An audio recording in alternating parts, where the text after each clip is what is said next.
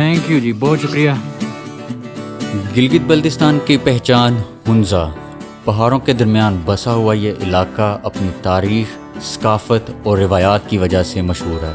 ये सिर्फ एक वादी नहीं, एक कहानी है जो 8200 फुट की बुलंदी पर हिमालय और कराक्रम के दरमियान लिखी गई है। हर साल हज़ारों मुसाफिर यहाँ आते हैं और इस दफ़ा हम भी उन्हीं सफ़र करने वालों में शामिल थे।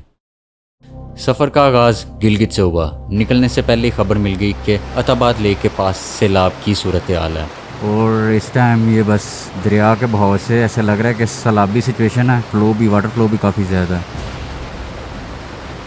इवन ये जो इर्द गिर्द की आबादी है, मैं ज़रा उतर के आपको दिखाता हूँ।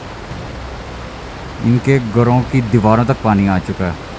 वो लोकल जो हैं यहाँ पे बंद लगा रहे हैं। अंदर एक डर था, एक सवाल था कि कहीं हम रास्ते में फंस ना जाएं। मगर डर से ज़्यादा ताकत रखती है मुसाफिर की सोच। हमने हर पॉसिबिलिटी, हर वर्स्ट के सिनेरियो को दिमाग में रखा। दनियोर के एक छोटे रेस्टोरेंट पर हमने नाश्ता करने का इरादा बनाया। मज़े का नाश्ता हमारे सामने था, लेकिन दिमाग में एक ही बात चल रही थी, हुंजा जाना सेफ़ है या फिर वापसी कर लें। हुंजा में जो कॉन्टैक्ट से उनसे इन्फॉर्मेशन ली, उनका जवाब तसल्ली बख्श था, रास्ता सेफ़ है, आ जाओ। और इस जवाब ने हमारी परेशानी दूर कर दी। फिर हमने खुशी के साथ नाश्ता ख़त्म किया। मौसम है जी बारिश का, तो बारिश के मौसम में अभी हमने करनी है राइड और ज़रा सामान वगैरह उस हिसाब से पैक कर लें ताकि हमें बारिश वगैरह में कोई तंगी ना आए और हमें रेन सूट पहनने में भी कोई मुश्किल ना आए। नाश्ता बड़ा बेहतरीन था। और KKH यहाँ से स्टार्ट हो चुकी है और एक खूबसूरत ब्रिज से गुजरते हैं। इस रोड पर सफ़र करना ऐसा ही है जैसे हिस्ट्री के चैप्टर्स पलट रहे हों। 4 दिन के शंदूर का ऑफ रोड एडवेंचर पीछे रह गया था। अब कराक्रम हाईवे की स्मूथ बैक टॉप रोड एक नई राहत थी।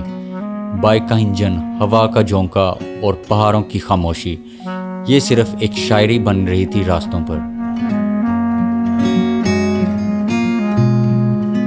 मगर कराक्रम हमेशा आसान नहीं होता। आगे प्रोटेस्ट था लोकल का।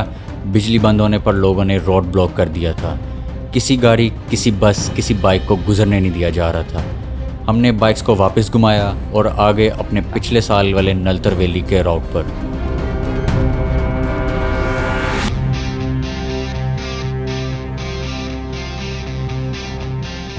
वो जो रास्ता जाता है ना, वो सारा है KKH का। हम वहीं से गए थे, फिर वहाँ से घूम के हम इधर आए हैं। तो नलतर के रूट से हमें कोई हुंजा का रास्ता निकल आए तो हम फिर वहाँ पहुँच जाएंगे इंशाल्लाह। बस देखें, कुदरत हमें नलतर की तरफ भेज रही है, लेकिन हमने नलतर जाना नहीं है। हमारा जो मिशन है वो मिशन खुंजराब है।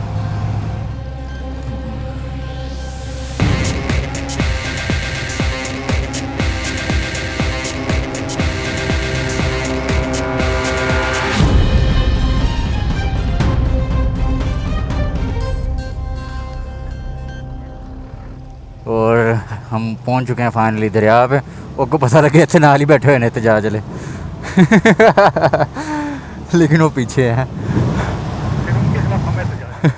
नहीं, मैं मोटरसाइकिल चला देना। अब हम अभी KKH पे ऊपर जाके लिंक करेंगे। अभी थोड़ा आगे जाना है हमने। One more curve with steep end of road. After taking long diversion, we are back to KKH, Karakram Highway.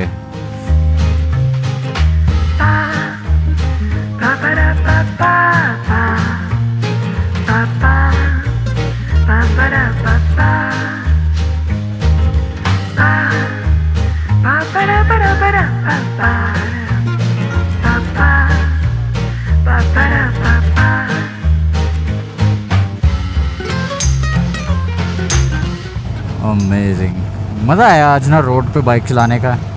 Road की कदर आज हमें महसूस हुई है।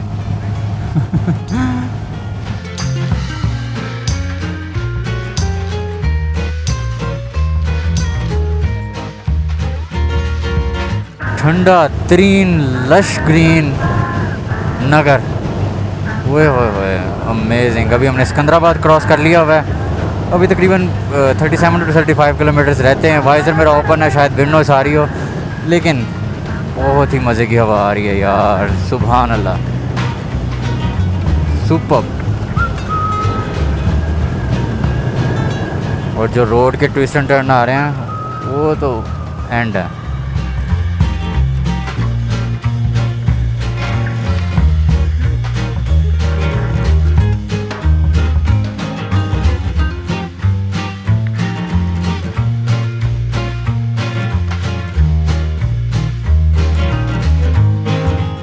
تو یہاں پر ہم نے لگائی ہے جی بریک, تاکہ ہم آپ کو دکھا سکیں رکا پوشی کا یہ ویو پوائنٹ.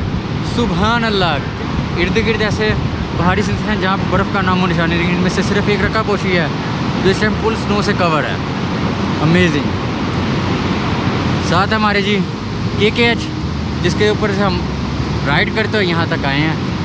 جیسا کہ گلیشیئرز میلٹ ہو رہے ہیں اور جھیل وغیرہ بھی پھٹ رہی ہے, تو یہاں پہ آپ پانی کے بہاؤ کو دیکھ سکتے ہیں کس طرح کا زبردست قسم کا بہاؤ ہے.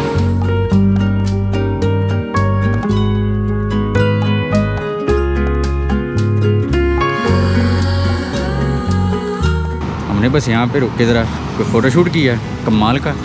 تو ہمارے دیکھتے دیکھتے نا کچھ لوگ اور بھی اترے ہیں کرولا سے, اور وہ یہاں پہ آ کے پکچر لینے لگے. گلا گلا چی ویو پوائنٹ بن گیا. 50 روپے. زاہد بھائی ویسے بڑے مزے کے فوٹوگرافر ہیں, یہ کام شروع کر دیں. پورٹریٹس بہت کمال لیتے ہیں. او آئی فون اسپانسر کر دے. دیکھیں جی, اگر کوئی اسپانسر کرنا چاہتا ہے آئی فون اپنا, تو یہ زاہد بھائی حاضر ہیں. علی آباد کراس کرتے ہوئے بائک نے بھی اپنے 1500 کلومیٹر کراس کر لیے ہوئے تھے. اگلا مشن تھا ہمارا خنجراب پاس, اس لیے آئل چینج کروانا ضروری تھا. یہ اس کا آئل فلٹر جو ہے, جو ریگولر ہمیں وہاں پہ 150 کا مل جاتا ہے یا میکسیمم 150 کا مل جاتا ہے, یہاں پہ مل رہا ہے 600 روپے کا. سو آئل فلٹر میں یہ بھی کرا رہا ہوں اسکپ. ٹھیک ہی ہے کیونکہ آئل صاف ہی نکلا. یہ ہوگا جی ہمارا فریش قسم کا ہیولین 1 لیٹر. زبردست.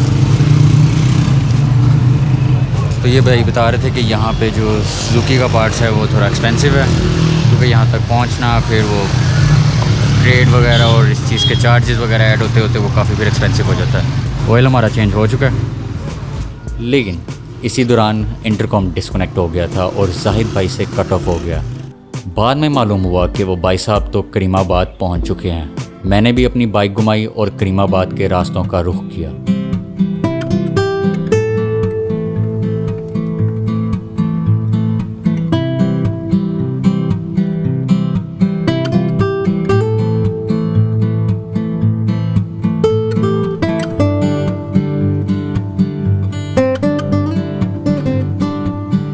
ایک جگہ کرین راستہ کلیئر کر رہی تھی اور ہیوی قسم کے پتھر اٹھاتے ہوئے ڈگمگا رہی تھی جیسے پہاڑوں سے لڑائی کر رہی ہو.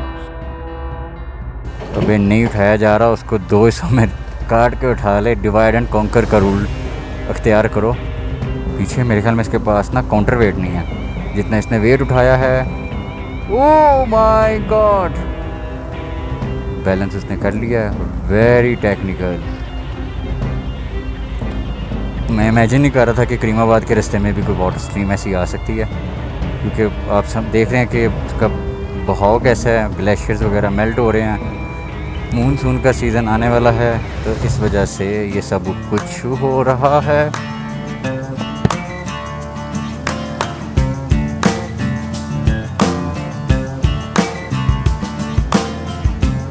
لیں جی, زاہد بھائی ہمیں مل چکے ہیں کیفے 804 میں. تو یہاں پہ یہ بیٹھے میرے انتظار میں, انہوں نے چائے وغیرہ پی لی ہے. کریم آباد کے بازار سے گزر رہے ہیں, اور یہاں پہ آپ کو چلتی ہوئی جیپس نظر آئیں گی, کیونکہ ادھر سے اوپر ایک راستہ نکلتا ہے آن دا way to بالتیت fort.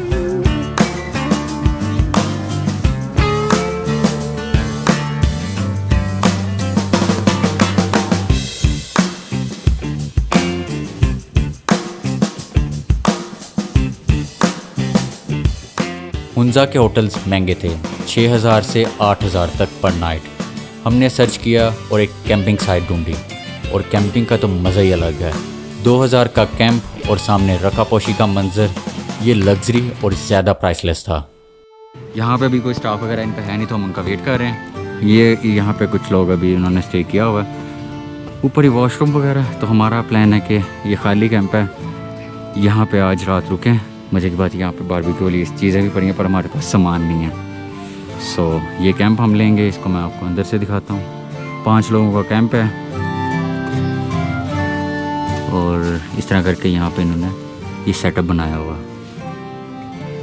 Water proof ہے, بہترین ہے. میں آلریڈی یہاں پہ 2021 میں رہ چکا ہوں, تو اچھا اسٹے تھا ہمارا. باقی ریٹ وائز میری فون پہ جب بات ہوئی تھی وہ یہی کہہ رہا تھا کہ 2500 سے کم نہیں ہوگا. تو ہم نے اتنا ذہن میں رکھا ہوا, اتنے میں ہی دے دے. یہاں پہ بہت ہے, 6000 بہت زیادہ ہے. تو ہم بالتیت فورٹ کے روٹ میں آ گئے ہیں.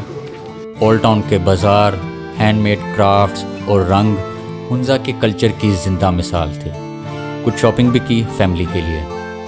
ٹریکر پرو میکس ماشاء اللہ یہ اسلام آباد کے گرد و نواح میں ٹریکنگ کرتے ہیں. ایسے ایسے پوائنٹس ان کے پاس ہیں ان کے نالج میں کہ آپ ان کے چینل کو دیکھیں گے نا آپ حیران رہ جائیں گے. چینل کا نام ہے travel tells by Zahid. Subscribe.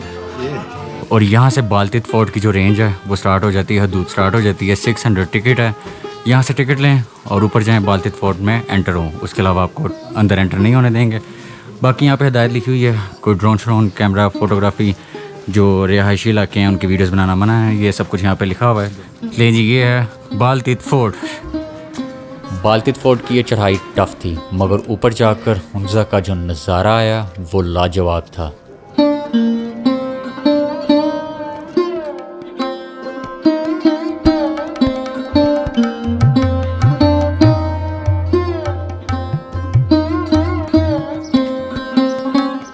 Us ticket میں گائیڈ بھی شامل تھا. کافی چھوٹا ہے میرے حساب سے, تو واقعی چھوٹا ہے. اور گائیڈ نے بتایا 16 سینچری میں جب ہنزا کے راجہ نے بلتستان کی شہزادی سے شادی کی تو یہاں پر بلتی انفلوئنس آیا اور اس ایک شادی کے بعد پورے فورٹ کا نقشہ ہی بدل گیا. کہتے ہیں شادی انسان کی زندگی بدل دیتی ہے, لیکن یہاں تو پورا قلعہ ہی بدل دیا گیا.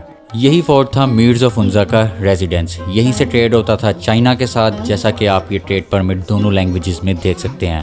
اور یہیں لکھی گئی ہے ہنزا کی سیاست. آج بھی اندر موجود ہیں دستاویز اور نشانیاں, پرانے برتن, حکمرانوں کی چینز اور الحاق پاکستان کے ریکارڈز. اب ہمیں یہ چھت پہ لے کے جا رہے ہیں.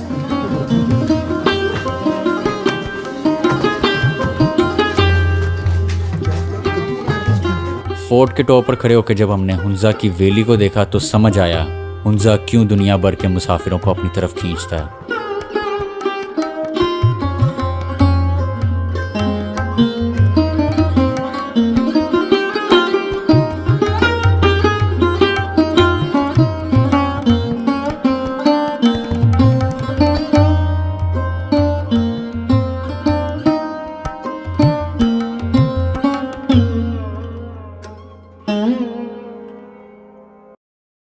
زاہد بھائی یس کیسا رہا؟ گڈ. ہسٹری جان کر اس علاقے کی اٹ واز گڈ. بہت ہی سمپل ہسٹری ہے. مطلب اس میں بہت زیادہ جنگیں نہیں تھیں, کریٹیوٹی زیادہ تھی. مطلب علاقے پہ کام تھا, ٹریڈ پہ کام تھا, دوسرے ملکوں کے ساتھ تعلقات پہ کام ہوا. کوئی جنگ نہیں سنائی دی, وچ از اے گڈ تھنگ. تو یہ بات ابھی تک ان جی بی کے علاقوں میں دکھتی ہے. مطلب کہ no violence, only creativity, only آپ سمجھ لیں کہ ریولوشن کی بات ہوئی ہے. تو اس طرح کر کے یہ ذرا ایک سیکھنے والی جگہ, تو ورتھ اٹ. تو یہاں سے واپسی پہ ہوگا جی ہمارا چیری کا جوس.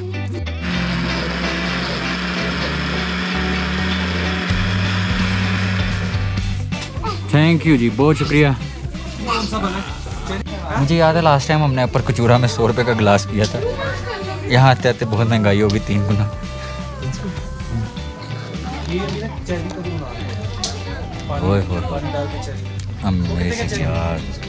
بہت اچھا. یا پتہ نہیں ہم تھک بہت گئے اس لیے یہ واقعی بہت انرجی لے گا واپس, یہ اسٹنگ کا کام کر لے گا. اس میں اسٹیرائڈز نہیں ہے, یہ آرگینک جوس ہے. رستہ جاتا ہے التر گلیشیئر کی طرف, اور یہ ہے جی راستے میں وہی ہینڈی کرافٹ کا علاقہ, لیکن یہاں پہ پڑے ہیں جی ڈرائی فروٹ. ہم نے کل جانا ہے خنجراب, تو اس کے لیے ہمیں خوبانی وغیرہ لے لینی چاہیے تاکہ ہماری آکسیجن کا لیول بحال رہے. کیا کہتے ہیں؟ خوبانی کلرفل ہے, نہیں یہ چیکو ہے, مکس ہے, مکس ہے سب کچھ. مطلب کام کر جائے گا اس کا. ٹھیک ہے, یہ کر لیتے ہیں. سر یہ کتنے کا؟ 700. اور خوبانی کا پیکٹ کتنے کا ہے؟ وہ میں نے نہیں کھانی. بس ٹھیک ہے سر جی, اچھے شروع ہو گئے. کرن کہتے ہیں بیسیکلی تاثیر میں میدے کے لیے ٹھنڈا ہوتا ہے, اور آپ چڑھائی میں کھائیں گے سر بہت اچھا رہتا ہے نفسیت کے لیے. خنجراب لے جائیں, اس کو کھاتے ہیں. یہ خنجر آپ لے جانا, سب خوبانی لے جائیں, خوبانی یہ نارمل چڑھائی میں ٹھیک رہتا ہے. خنجر دیکھو, اور یہ جو آپ نے دیا یہ ٹھیک رہے گا خنجراب؟ یہ ڈرائی اپریکاٹ جو ہیں, یہ خوبانی. آکسیجن جو ہے, آکسیجن کا کام دیتا ہے ڈرائی خوبانی.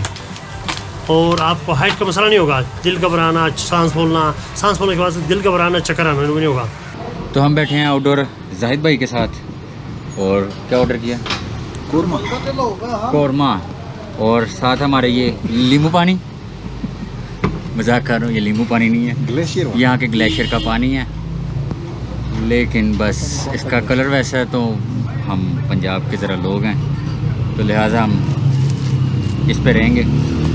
کھانا شانا آرڈر کیا, کھانا آتا ہے, پھر انجوائے کرتے ہیں. موسم بڑا ہی زبردست ہے یار, سبحان اللہ. نان ہے, خمیری روٹی نہیں, پشاوری روٹی. میں نے تو کہاں چٹائی ہے.